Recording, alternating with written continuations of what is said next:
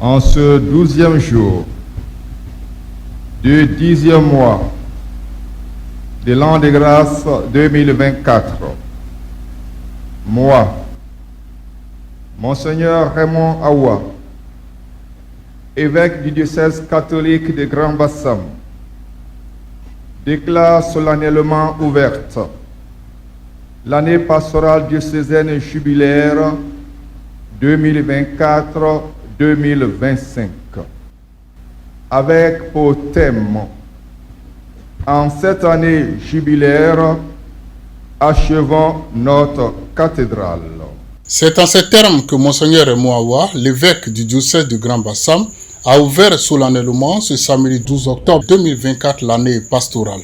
Et le thème ainsi libellé en dit long, en cette année jubilaire, achevons notre cathédrale. Année jubilaire parce que l'épiscopat ivoirien fête ses 50 ans, en même temps que l'on va célébrer le jubilé universel de l'Église catholique. Le défi est de célébrer ce double événement dans cette cathédrale achevée. Les paroisses et les mouvements d'action catholique doivent cotiser cette année plus d'1,6 milliard pour l'achèvement des travaux. Pour y parvenir, la commission de mobilisation des ressources a sa stratégie. Les années antérieures, quand on n'atteignait pas les objectifs, on remettait la dette. C'est-à-dire qu'on annulait la dette et on recommençait une nouvelle opération.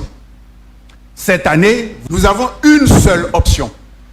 Achevons la cathédrale. Il n'est plus question d'annuler les dettes.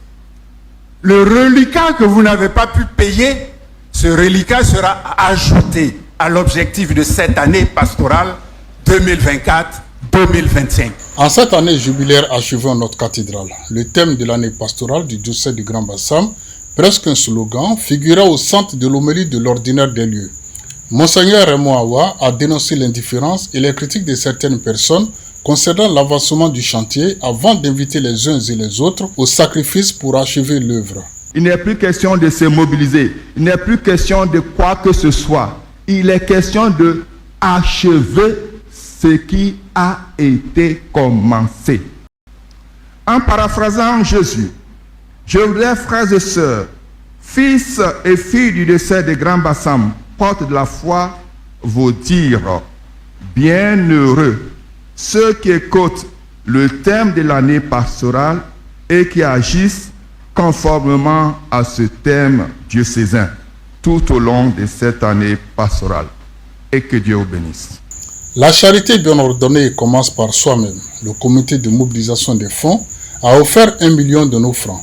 Et Monseigneur Bonzou, le vicaire général, a annoncé le don du clergé, des consacrés et religieux, qui s'élève à 35 millions. La mairie de Grand Bassam, qui abrite la cathédrale, était représentée par une forte délégation conduite par son maire à cette messe de rentrée pastorale. Pour Jean-Louis Moulot, la mairie va se tenir prête à accueillir ces festivités. Eh bien, beaucoup de fierté. Grand Bassam, porte de la foi.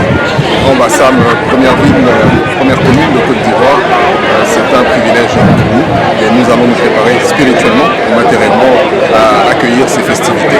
Un appui technique matériel, organisationnel à l'église, comme nous avons coutume de le faire chaque fois qu'il y a des événements importants sur notre territoire.